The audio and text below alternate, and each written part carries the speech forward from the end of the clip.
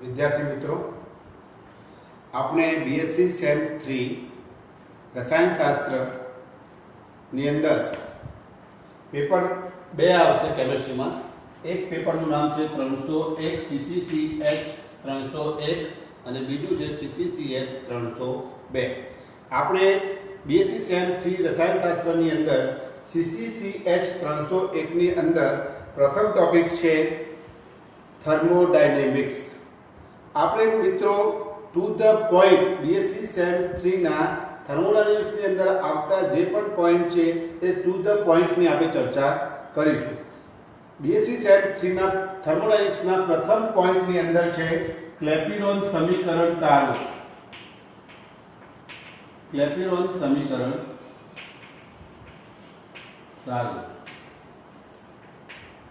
વિદ્યાર્થી મિત્રો, ક્લેપેરોન સમીકરણ તારવાની આપણે શરૂઆત કરીએ તો ધારો કે નિયત તાપમાને અને દબાણે એક પ્રણાલી આપેલી છે. ધારો કે આ પ્રણાલીથી ફેઝ A ફેઝ B. હવે એ પ્રણાલીને આપણે ત્રણ સ્વરૂપમાં છે એના સંદર્ભમાં આપણે પ્રણાલી દર્શાવીએ. દાખલા તરીકે ઘન, પ્રવાહી, પ્રવાહી, બાષ્પ. ધારો કે ઘન પ્રવાહી છે એનું કદ દર્શાવવું હોય તો Vs થાય, પ્રવાહીનું કદ દર્શાવવું હોય તો Vl થાય. પ્રવાહીનું કદ દર્શાવવું તો Vl થાય અને અહીંયા Vg થાય. વિદ્યાર્થી મિત્રો, એટલા માટે દર્શાવ્યું છે કે અગાઉ આગળ જેમ જેમ જઈશું તેમ આપણે આ કદના સિમ્બોલની સંજ્ઞાની જરૂર પડશે. વિદ્યાર્થી મિત્રો, હવે ધારો કે કોઈ સંતુલન તાપમાન T અને દબાણ Pa, ફેઝ A અને ફેઝ B ની પ્રતિ મોલે મુક્ત શક્તિ, આ મુક્ત શક્તિ દર્શાવવા માટે આપણે દર્શાવીએ છીએ G, એની સંજ્ઞા છે. તો ફેઝ A ની મુક્ત શક્તિ દર્શાવીએ Ga અને ફેઝ B ની દર્શાવીએ Gb. બંનેની મુક્ત શક્તિની સંજ્ઞા આપણે દર્શાવીએ Ga અને Gb હોય તો સંતુલન સ્થિતિએ શું પરિસ્થિતિ થાય? બંનેની મુક્ત શક્તિ લગભગ સરખી થાય. Ga Gb. સમીકરણ નંબર આપણે 1 આપ્યું છે. જો તાપમાન બદલવામાં આવે તો પ્રણાલી સંતુલનમાં રહે તે માટે દબાણ અને તાપમાન બંને બદલાવવું જોઈએ. ધારો કે તાપમાન T થી વધી T + dt થાય અને દબાણ P થી વધી P + dt થાય. તાપમાન T થી વધી T + dt થાય અને દબાણ P થી વધી P + dt થશે. તો તેવી પરિસ્થિતિમાં ફેઝ A ની મુક્ત શક્તિ Ga થી વધી Ga + Tga થાય અને Gb ફેઝ B ની મુક્ત શક્તિ Gb + Dgb થાય. તેથી એને સમીકરણ નંબર આપણે 2 આપીએ. હવે નવા તાપમાન અને દબાણે મુક્ત શક્તિના ફેરફાર સમાન હોય છે Ga Gb. તો આ સમીકરણ 1 ની કિંમત સમીકરણ 2 માં મૂકીએ તો સમીકરણ 2 થઈ જાય Dga Dgb. હવે આપણે જાણીએ છીએ કે આ સમીકરણ તારેલું છે કે Dg Vdp - SdT. આ સમીકરણ આપણે જાણીએ છીએ. પરંતુ આ સમીકરણનો ઉપયોગ આમાં કરવો છે મુક્ત શક્તિ A માટે, મુક્ત શક્તિ B માટે. પરંતુ આ સમીકરણ કેવી રીતે આવ્યું છે તો આપણે થોડું રિવિઝન કરીએ કે થર્મોડાયનેમિક્સનો પ્રથમ નિયમ અને બીજો નિયમ વિશે આપણે અભ્યાસ કરેલો છે. બંનેના મેથેમેટિકલ ફોર્મ્યુલા પણ આપણે જાણતા હોઈએ છીએ. થર્મોડાયનેમિક્સના પ્રથમ નિયમનું કાયદેસર શું છે કે dE dQ + dW. આને ધારો કે સમીકરણ નંબર A આપી દઈએ, આને સમીકરણ નંબર B આપી દઈએ. હવે થર્મોડાયનેમિક્સના બીજા નિયમનું કાયદા સ્વરૂપ છે એન્ટ્રોપી ફેરફાર = ઉષ્મા ભાગ્યા તાપમાન. બીજા સંદર્ભમાં લખવું જોઈએ dQ/T. એટલે dQ = TdS થાય. સમીકરણ આપણે C આપી દઈએ. એટલે dE = dQ + dW અને dQ = TdS થાય છે. હવે ગિબ્સ મુક્ત શક્તિ વિધેય આપણે જાણીએ કે G = H - Ts.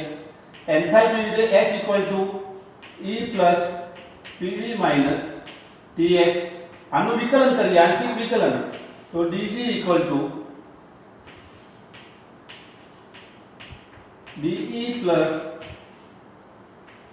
pdv plus vdp minus tds minus sdt એટલે કે એનું વિકલન ડિફરન્શિયલ પર d પહેલું વિધેય બીજાનું વિકલન બીજું વિધેય પહેલાનું વિકલન એટલે pdv plus vdp tds minus sdt હવે થર્મોડાયનેમિક્સ પહેલાની અંદર ગાણિતિક સ્વરૂપ છે d બરાબર dq પ્લસ dw એની કિંમત મૂકી એટલે pdv plus vdp minus tds minus sdt પરંતુ dq બરાબર થર્મોડાયનેમિક્સના બીજા નિયમ અનુસાર tds અને dw બરાબર આપણે ગણ્યા છે આગળ કે pdv થાય કિંમત એની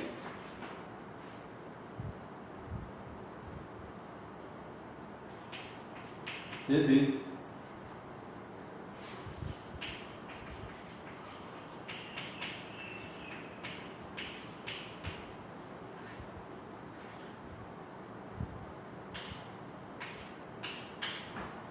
dg equal to vdp minus sdt આ સમીકરણ એ આપણે જે ભણ્યા તે હવે આ સમીકરણનો આપણે ઉપયોગ કરીએ છીએ ફેઝ A અને ફેઝ B માટે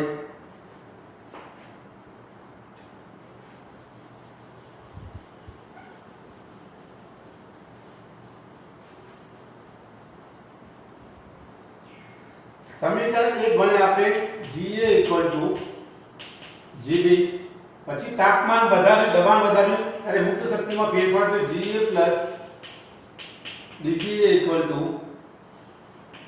GB plus DGB આ સમીકરણ નંબર 1 હતું આ સમીકરણ નંબર 2 હતું સમીકરણ 1 નો ઉપયોગ કર્યો સમીકરણ 2 માં તો સમીકરણ 2 થઈ ગયું DGA equal to DGB સમીકરણ 3 હમણાં આપણે સમીકરણ તાર્યું કે dg equal to vdp minus sdt સમીકરણ નંબર 4 હવે સમીકરણ 4 છે એ ફેઝ A અને ફેઝ B માટે આપણે દર્શાવીએ તો ફેઝ A માટે શું થઈ ગયું તો dga equal to vadp minus sadt phase B માટે દર્શાવીએ સમીકરણ 4 તો vpdp minus SBDT સમીકરણ 6 હવે સમીકરણ 3 મુજબ સમીકરણ 5 અને 6 ની આપણે સરખામણી કરી દઈએ એટલે VADP minus SADT VBDP minus SBDT સમાન પદ જોડે લાવી દઈએ એટલે SBDT minus SADT VBDP minus common वस्तु बाहर काढिए तो SB minus SA equal to DT VB minus VA into DT તેથી dP upon dt equal to dP upon dt equal to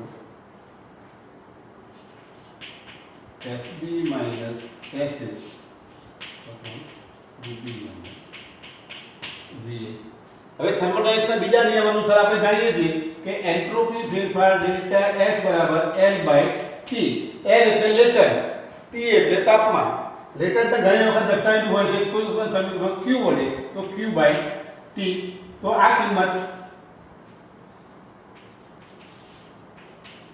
સમીકરણ 8 ની કિંમત સમીકરણ 7 માં મૂકી દઈએ જેથી dP upon dt equal to L upon T into VB minus VB આ સમીકરણ નંબર 9 એ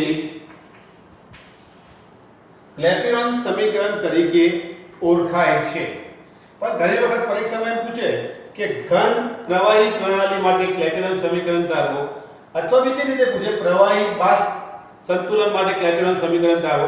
તો આપણે પરીક્ષામાં પૂછાય ત્યારે સમીકરણ 9 સુધી ક્લેપેરોન સમીકરણ તારી દેવાનું કે dp/dt L/T × Vb - Va. હવે જે પ્રશ્ન પૂછ્યો કે ઘન પ્રવાહી સંતુલન માટે ક્લેપેરોન સમીકરણ તારો, તો આપણે હમણાં હાલ અગાઉ દર્શાવ્યું ઘન પ્રવાહી પ્રણાલી માટે. તો આપણે દર્શાવીએ સમીકરણ 9 કેવી રીતે થાય ક્લેપેરોન સમીકરણ. ધારો કે એક આ પ્રણાલી છે ઘન પ્રવાહી પ્રણાલી. ઘનનું કદ દર્શાવીએ તો Vs, પ્રવાહીનું દર્શાવીએ તો Vl. હવે ઘન પ્રવાહી પ્રણાલી થઈ એટલે ઉષ્માને સંદર્ભમાં દર્શાવીએ લેટન્ટ.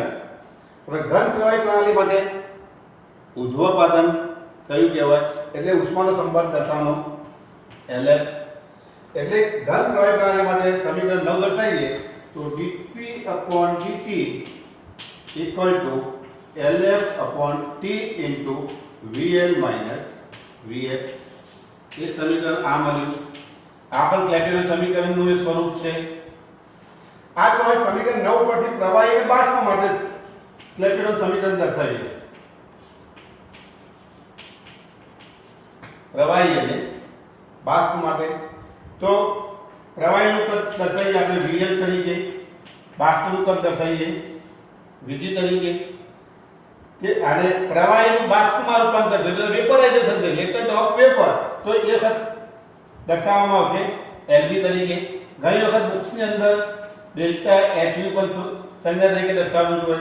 તો હવે સમીકરણ 9 પ્રમાણે પ્રવાહી અને બાષ્પ સંતુલન માટેનું ક્લેપેરોન સમીકરણ તારવીએ તો થઈ જાય dp/dt Lf/T × Vg - Vl. સમીકરણ નંબર 11.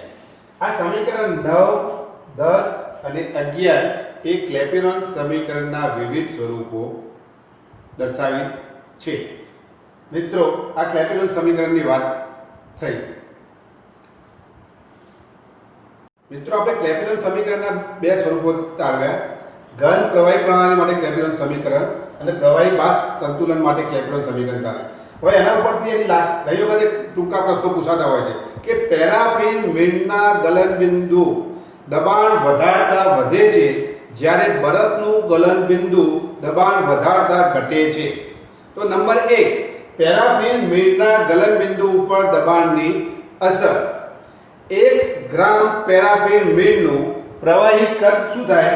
1 ગ્રામ પેરાફિન મીણનું પ્રવાહીમાં કદ 1 ગ્રામ હોય તો Vl = 1 દર્શાવીએ.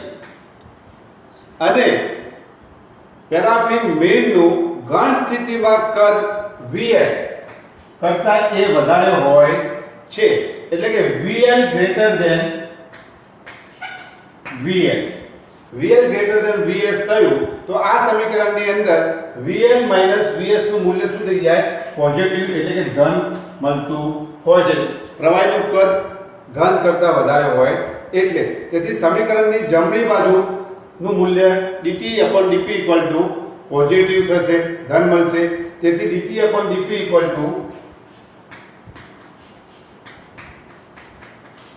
પોઝિટિવ થશે.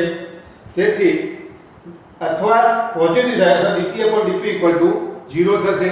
એટલે દબાણ વધતા ગલનબિંદુ વધે છે અને દબાણ ઘટતા ગલનબિંદુ ઘટે છે. નંબર 1 થયું.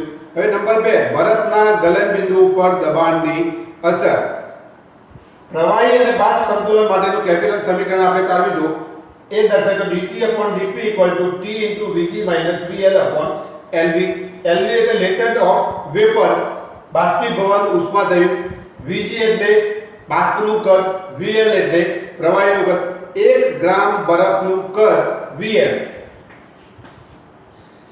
1 ગ્રામ બરફનું કદ Vs પાણીના કદ કરતા વધુ હોવાથી Vs > Vl થાય.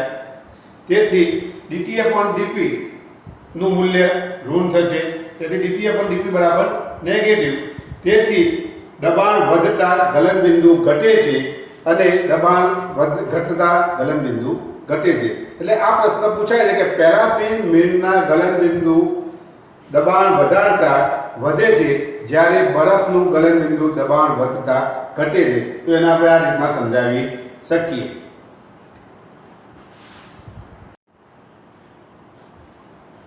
મિત્રો, આપણે ક્લેપેરોન સમીકરણ મેળવ્યું. હવે ક્લેપેરોન ઉપરથી ક્લેપેરોન ક્લોસિયસનું સંકલિત સ્વરૂપ મેળવવાનું છે.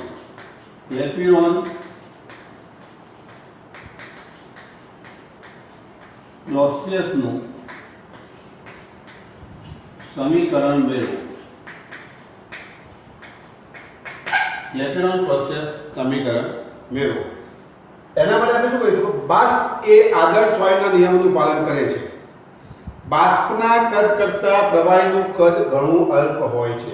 બાષ્પના કદ કરતા પ્રવાહીનું કદ ઘણું અલ્પ હોય છે એમ ધારીને ક્લોસિયસે ક્લેપેરોન સમીકરણમાં સુધારો સૂચ્યો અને બતાવ્યું કે ક્લેપેરોન સમીકરણમાં પ્રવાહીના કદને અવગણતા ક્લેપેરોન સમીકરણ નીચે મુજબ આપણે દર્શાવી શકીએ છીએ. આપણે પ્રવાહી અને બાષ્પ સંતુલન માટે ક્લેપેરોન સમીકરણનું સ્વરૂપ જાણીએ છીએ કે dp/dt = T LV/T × Vg - Vl. આ પ્રવાહી અને બાષ્પ સંતુલન માટેનું ક્લેપેરોન સમીકરણનું સ્વરૂપ છે. હવે હાલ દર્શાવ્યું કે પ્રવાહીનું કદ Vl એ બાષ્પના કદની સરખામણીમાં ઘણું જ ઓછું હોવાથી આપણે એને અવગણી કાઢીએ. તો સમીકરણ 1 શું થશે? dp/dt = LV/T × Vg. નંબર 2, જ્યાં LV બરાબર બાષ્પીભવન ગુપ્ત ઉષ્મા તરીકે ઓળખી શકાય છે. હવે સમીકરણ 2 ને યોગ્ય સ્વરૂપમાં આપણે ગોઠવીએ તો dp/dt = LV/T સોરી સમીકરણ 2 એ હવે આ dt ને આ બાજુ લઈ જઈએ તો dp =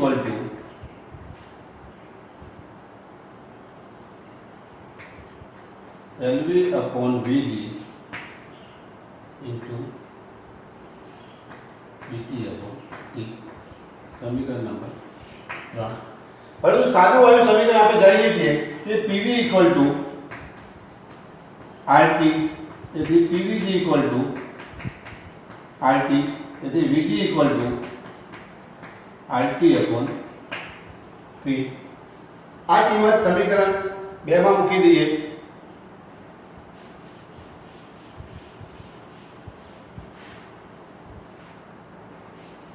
dp/dt = LV/T, Vg બરાબર RT/P. તેથી dp/dt = LV/RT² P. સમીકરણ નંબર 4. હવે સમીકરણ 4 નું સંકલન કરવા માટે યોગ્ય સ્વરૂપમાં ગોઠવીએ. તેથી dp/P = LV/R × T² dt. સમીકરણ નંબર 5. સમીકરણ 5 નું બંને બાજુ સંકલન કરતા dp/P = LV/R 1/T² dt. હવે લોગેરિધમની અંદર સંકલનની અંદર આપણે સંકલનના યોગ્ય સ્વરૂપ જાણતા હોવા જોઈએ. તો 1/P આ સંકલનનું આવું સ્વરૂપ હોય 1/x dx, તો એનું સંકલન થાય log x. અને log x નું વિકલન એનું મૂળ સ્વરૂપ પાછું વળતું હોય છે. તો સંકલનના આ સ્વરૂપનો ઉપયોગ કરી સમીકરણ 6 નું સંકલન કરીએ તો 1/P × dp નું સંકલન મળે ln P. LV/R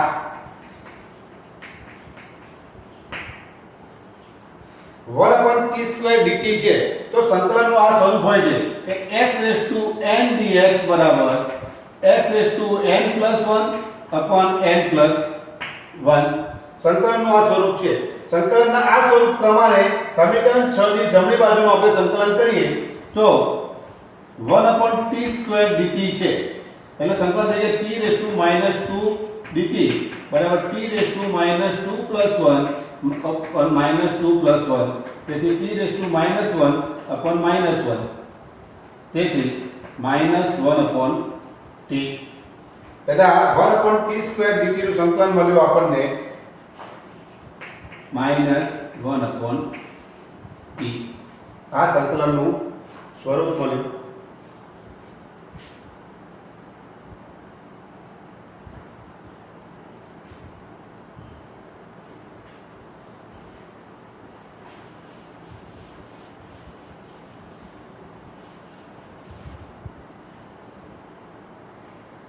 समीकरण नंबर 6 आ समीकरण 6 ए क्लेपेरॉन-क्लॉसियस समीकरणનું સંકલિત સ્વરૂપનું એક સ્વરૂપ છે। હવે દબાણ P1 હોય ત્યારે દબાણ P2 શરૂઆતના કોઈપણ દબાણ P1 થી અંતિમ દબાણ P2 એ અને શરૂઆતના તાપમાન T1 થી અંતિમ તાપમાન T2 એ સમીકરણ 6 નું સ્વરૂપ દર્શાવવું હોય તો ln P1 to P2 बराबर LV/R -1/T T1 to T2 હવે માઈનસ છે તો લિમિટ બદલી કાઢીએ તો શું થઈ જશે ln P2 ln P1 to P2 बराबर LV/R 1/T into T1 to T2 હવે લિમિટ લખીએ તો લોગેરિધમ એકબીજાની બાદબાકી એકબીજાનો ગુણોત્તર થાય ln P2/P1 LV/R into 1/T1 -1/T2 સમીકરણ નંબર 7 એ પણ ક્લેપેરॉन-ક્લॉसियस નું સંકલિત સ્વરૂપ છે। હવે લોગેરિધમ ને સાદા લઘુગુણકમાં ફેરવીએ તો એ ln 2.303 log P2/P1 બરાબર LV/R 1/T1 -1/T2 તેથી એને સૂત્ર કરતા બનાવીએ log ને તો log P2/P1 LV/2.303R into 1/T1 -1/T2 આ થયું 8 એ પણ ક્લેપેરॉन-ક્લॉसियस નું સંકલિત સ્વરૂપ છે। આના ઉપર એક પણ બીજું વધારાનું છે ક્લેપેરॉन-ક્लॉसियस નું સંકલિત સ્વરૂપ સમીકરણ 8 પરથી દર્શાવીએ આપણે લસા લઈને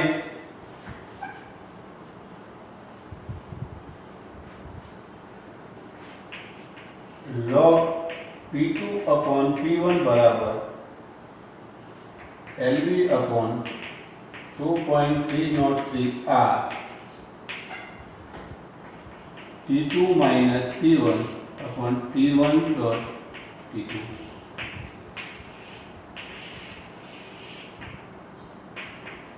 આમ સમીકરણ 7 8 અને 9 ત્રણેય ક્લેપેરॉन-ક્લॉसियस ના સંકલિત સ્વરૂપો તરીકે દર્શાવી શકીએ છીએ।